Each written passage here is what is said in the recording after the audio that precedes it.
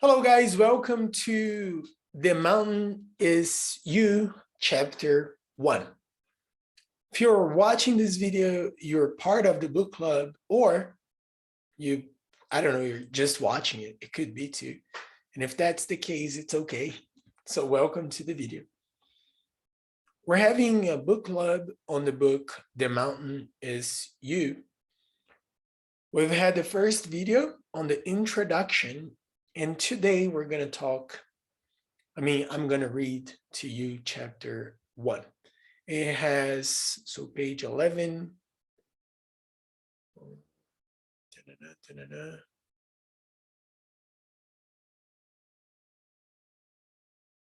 Okay, so we're going to go through so many pages. I didn't know we got that many pages. But anyway, we're going to do it. So let's just scroll all the way up. Get to page 11. Here, chapter 1, The Mountain is You. Let's go. The mountain is you. There is nothing holding you back in life more than yourself. There is an ongoing gap between where you are and where you want to be, and your efforts to close it are consistently met with your own resistance, pain, and discomfort. Self-sabotage is almost always at work. On the surface, self-sabotage seems masochistic.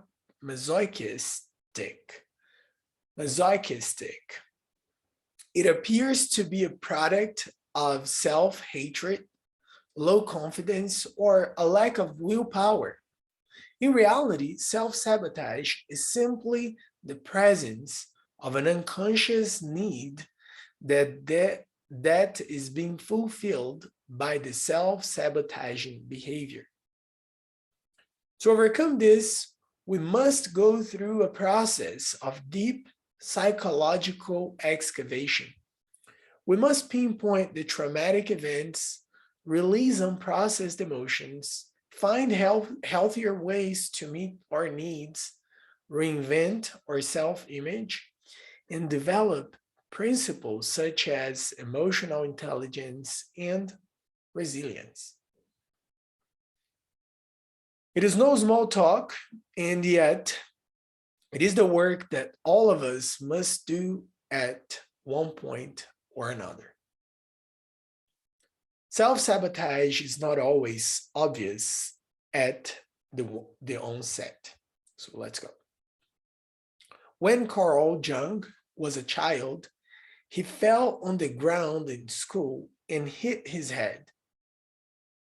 When he got hurt, he thought to himself, yes, maybe I won't have to go back to school now. Though he is known today for his insightful body of work, he actually didn't like school or fit in well with his peers.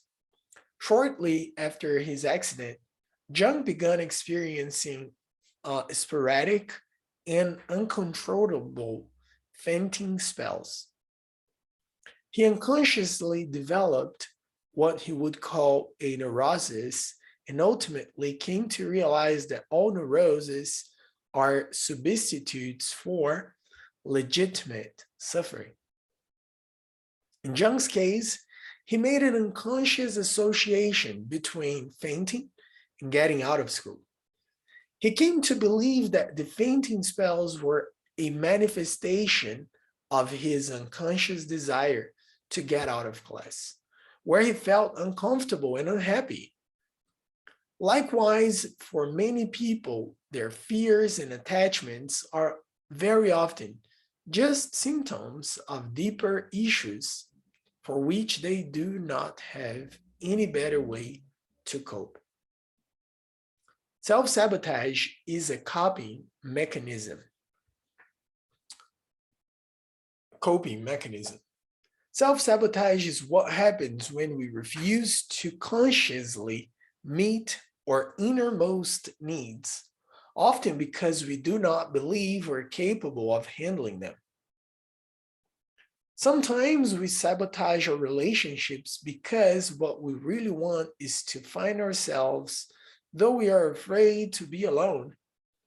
Sometimes we sabotage our profession, success, or professional success because what we really want is to create art, even if it will make us seem less ambitious by society's measures.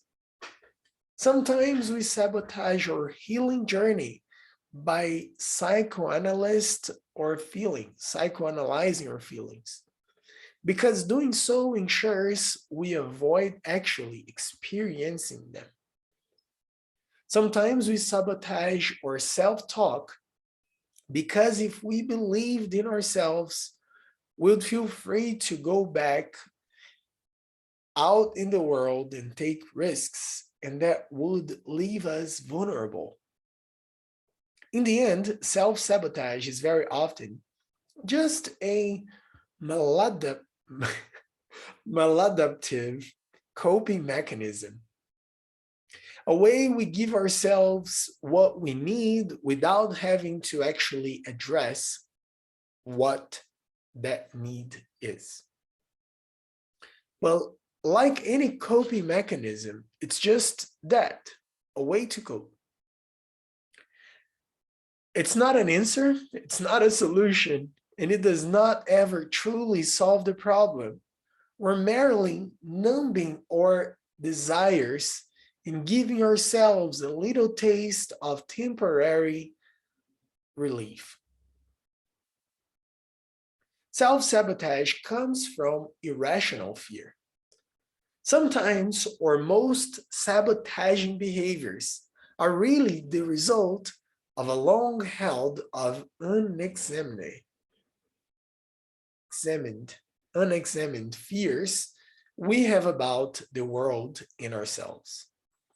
Perhaps it's the idea that you are unintelligent, unattractive, or disliked. Perhaps it's the idea of losing a job, taking an elevator, or committing to a relationship. In other cases, it can be more abstract, such as the concept of someone coming to get you, violating your boundaries, getting caught, or being wrongly accused. These beliefs become attachments over time. For most people, the abstract fear is really a representation of a legitimate fear, because it would be too scary to actually dwell on the real fear. We project those feelings onto issues or circumstances that are less likely to occur. If the situation had an extremely low likelihood of becoming reality, it therefore becomes a safe thing to worry about, because subconsciously, we already know that it isn't going to happen. Therefore, we have an avenue to express our feelings without actually endangering ourselves. For example, if you are someone who is deeply afraid of being a passenger in a car, maybe your real fear is the loss of control, or the idea that someone or something else is controlling your life. Perhaps the fear of moving forward, and the moving car is simply a representation of that. If you are aware of the real issue, you could begin working to resolve it, perhaps by identifying the ways you are giving up your power or being too passive. However, if you aren't aware of the real problem, you will continue to spend your time trying to convince yourself to not be triggered and anxious while riding in the car, and find that it only gets worse. If you try to fix the problem on the surface, you will always come up against a wall. This is because you're trying to rip off a band-aid before you have a strategy to heal the wound. Self-sabotage comes from unconscious negative associations. Quick pause for water. All right. Self-sabotage is also one of the first signs that your inner narrative is outdated, limiting, or simply incorrect. Your life is defined not only by what you think about it, but also what you think of yourself. Your self-concept is an idea that you have spent your whole life building. It was created by piecing together inputs and influences from those around you. What your parents believed, what your peers thought, what became self-evident through personal experiences, and so on. Your self-image is difficult to adjust because your brain's confirmation bias works to affirm your pre-existing belief about yourself. When we self-sabotage, it is often because we have a negative association between achieving the goal we aspire to and being the kind of person who has or does that thing. If your issue is that you want to be financially stable, and yet you keep ruining every effort you make to get there, you have to go back to your first concept of money. How did your parents manage their finances? More importantly, what did they tell you about people who had it and people who didn't? Many people who struggle financially will justify their place in life by disavoiding money as a whole. They will say that all rich people are terrible. If you grew up with people who told you your entire life that people who have money are this way, guess what you're going to resist having? Your anxiety around the issue that you're self-sabotaging is usually a reflection of your limiting belief. Maybe you associate being healthy with being vulnerable because you had a parent who was perfectly healthy when they suddenly fell it. Maybe you aren't writing your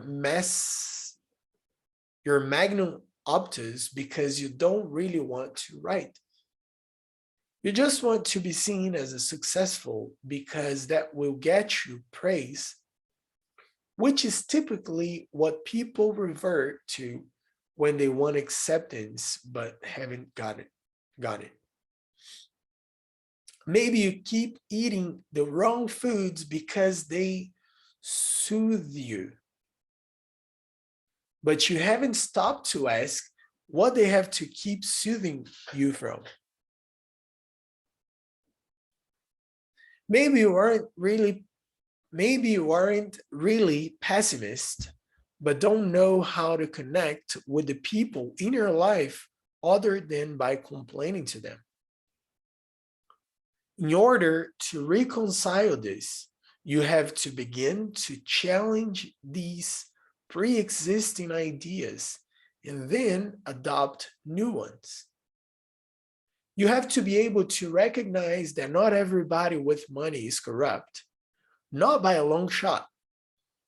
Even more importantly, given that there are people who use their money in selfish ways, it is even more important that good people with great intentions are fearless in pursuit of acquiring this essential tool to create more time, opportunity, and wellness for themselves and others. You have to recognize that being healthy makes you less vulnerable, not more. And that criticism comes with creating anything for the public and isn't a reason not to do it. You have to show yourself that there are many different ways to self-soothe.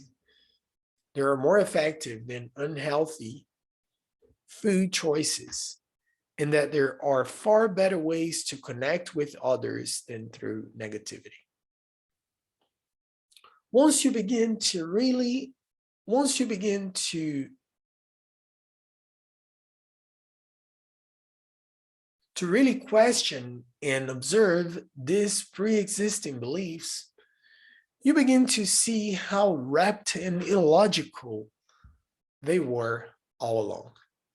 Not to mention distinctly holding you back from your ultimate potential.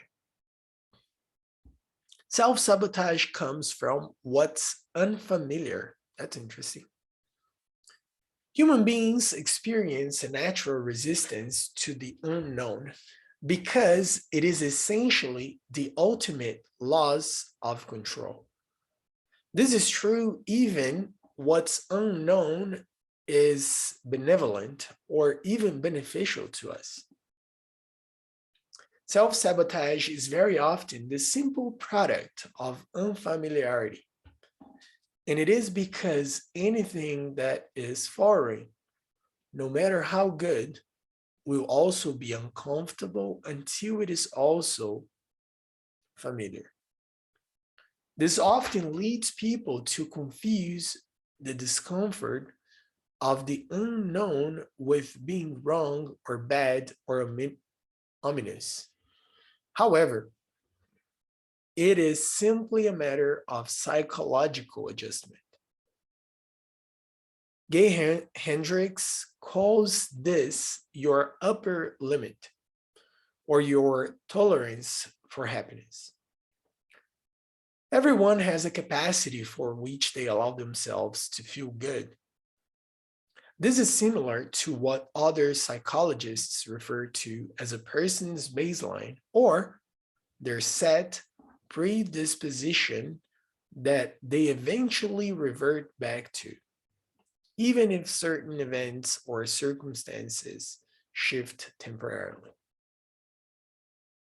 Small shifts compounded over time can result in permanent baseline adjustments. However, they often don't stick because we come up on our upper limits. The reason we don't allow those shifts to become baselines is because as soon as our circumstances extend beyond the amount of happiness we're accustomed to, we find ways, both conscious and unconscious, to bring ourselves back to a feeling we're comfortable with. We're programmed to seek what we've known. Even though we think we're after happiness, we're actually trying to find whatever we're most used to. Self-sabotage comes from belief system.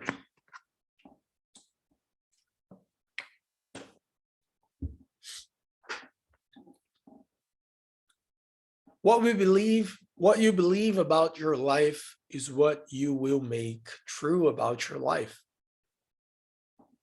That's why it's so crucial to be aware of these outdated narratives and have the courage to change them. Maybe you have gone through the majority of your life believing that a standard 50K per year salary at a decent company is the most you'll ever be capable of. Maybe you've spent so many years telling yourself, I'm an anxious person.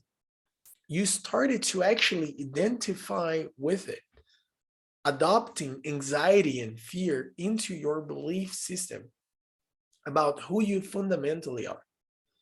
Maybe you were raised in a closed-minded social circle or an echo chamber. Maybe you did not know that you could question or arrive at a new conclusion about politics or religion.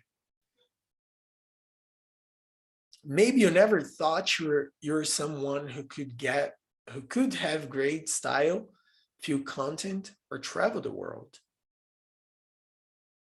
In other cases, your limiting beliefs might come from wanting to keep yourself safe. Maybe that's why you prefer the comfort of what you've known to the vulnerability of what you don't. Why you prefer apathy to excitement.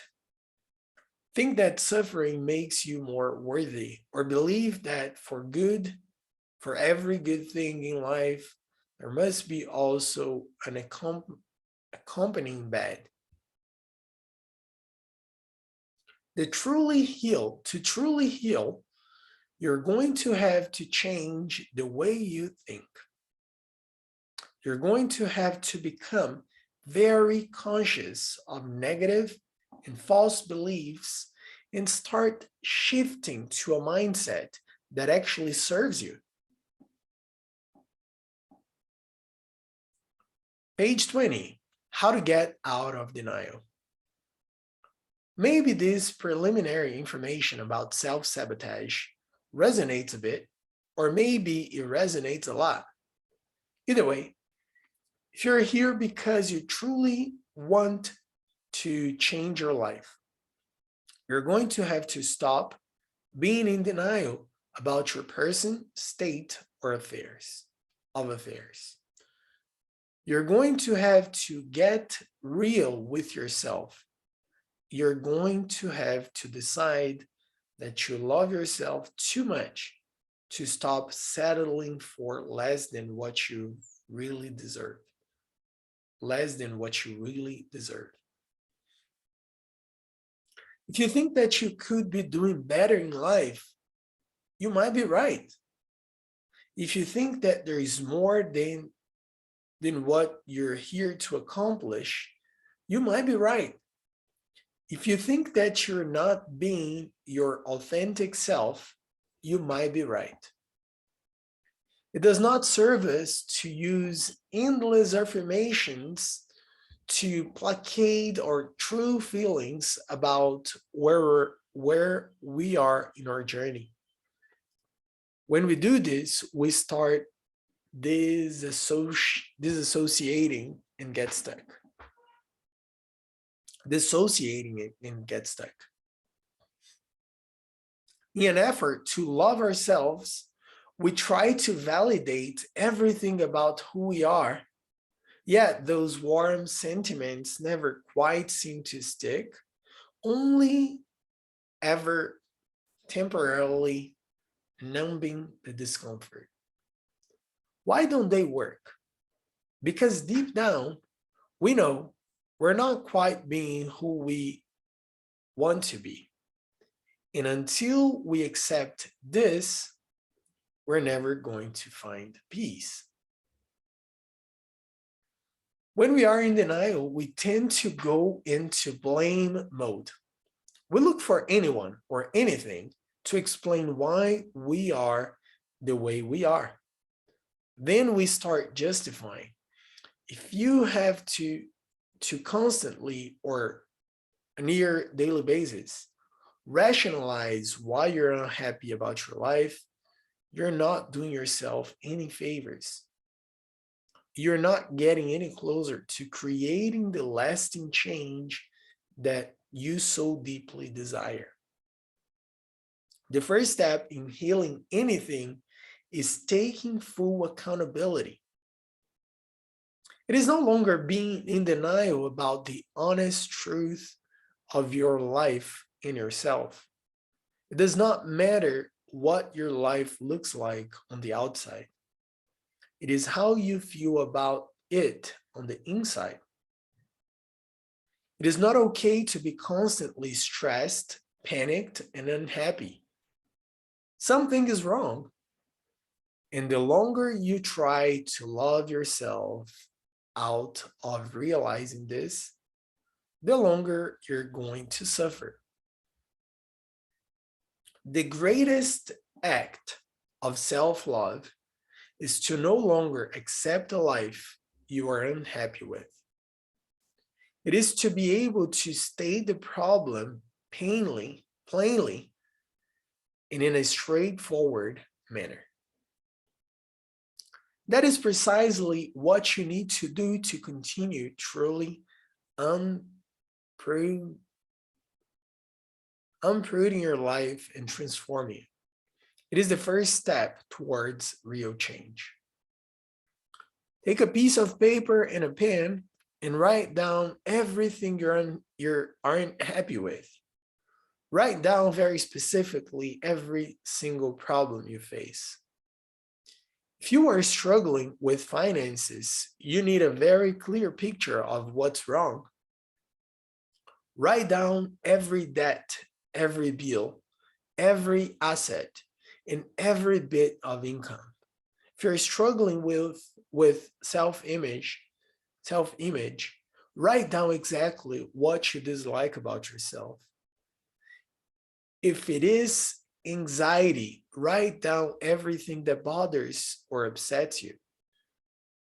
You must first and foremost get out of denial and into clarity about what's really wrong. At this point, we have a choice. You can make peace, or you can commit to changing. The lingering is what is keeping you stuck. Lingering is what's keeping you stuck.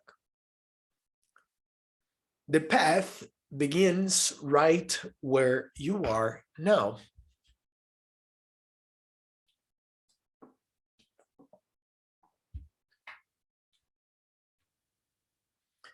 If you know that change needs to be made in your life, it is okay if you are far away from your goal, or if you cannot yet conceive how you will arrive. It is okay if you are starting at the beginning.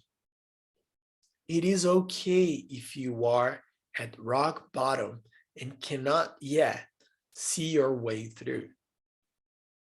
It is okay if you are at the foot of your mountain and have failed every time you've tried to overcome it. Rock bottom is very often where we begin on our healing journey. This is not because we suddenly see the light, not because our worst days are magically transmuted into some type of epiphany, and not because someone saves us from our own madness. Rock bottom becomes a turning point because it is only at that point that most people think, I never want to feel this way again. That thought is not just an idea, it is a declaration and a resolution. It is one of the most life-changing things you can ever experience. It becomes the foundation upon which you build everything else. When you decide you truly do not ever want to feel a certain way again, you set out on a journey of self-awareness, learning, and growth that has you radically reinvent who you are. In that moment, fault becomes irrelevant. You're no longer mulling over who did it, who did what, or how you've been wronged. In that moment, only one thing guides you, and it is this: no matter what it takes, I will never accept my life getting to this point again. Rock bottom isn't a bad day. It doesn't happen by chance.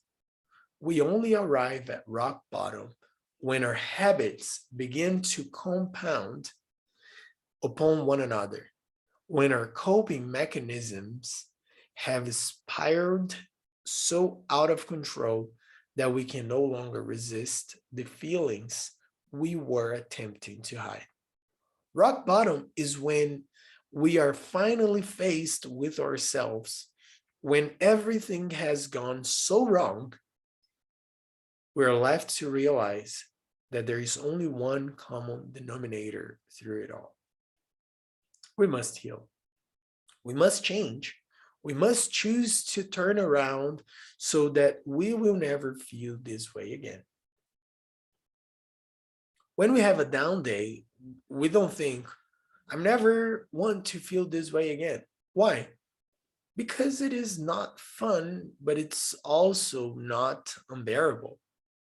Mostly, though, we are somewhat aware that small failures are a regular part of life. We are imperfect, but trying our best, and that vague discomfort will pass eventually. We don't reach a breaking point because one or two things go wrong. We reach a breaking point when we finally accept that the problem isn't how the world is. It is how we are. This is a beautiful reckoning to have. Ionji Ioska describes his own life this. We must find the purest form of being fed up. Make it hurt. I literally screamed, I'm not going to fucking live like this anymore. Human beings are guided by comfort. They stay close to what feels familiar and reject what doesn't, even if it's objectively better for them. Be this as it is, most people do not actually change their lives until not changing becomes the less comfortable option. This means that they do not actually embrace the difficulty of altering their habitats until they simply do not have another choice. Staying where they are is not viable. They can no longer even pretend that it is desirable in any way. They are quite honestly less at rock bottom and more stuck between a rock that's impiring on them and an arduous climbing out from beneath it. If you really want to change your life, let yourself be consumed with rage, not towards others, not with the world, but within yourself. Get angry, determined, and allow yourself to develop tunnel vision with one thing and one thing only at the end, that you will not go as you are. Preparing for radical change. One of the biggest reasons that people avoid doing important internal work is that they recognize if they heal themselves, their lives will change, sometimes drastically. They come to terms with how unhappy they are. It means that they will have to temporarily be more uncomfortable, ashamed, or scared while they start all over. Let's be clear about something. To put an end to your self-sabotaging behavior absolutely means that change is on the horizon. Your new life is going to cost you your old one. It's going to cost you your comfort zone and your sense of direction. It's going to cost you relationships and friends. It's going to cost you being liked and understood. It doesn't matter. The people who are meant for you are going to meet you on the other side. You're going to build a new comfort zone around the things that actually move you forward. Instead of being liked, you're going to be loved, Instead of being understood, you're going to be seen.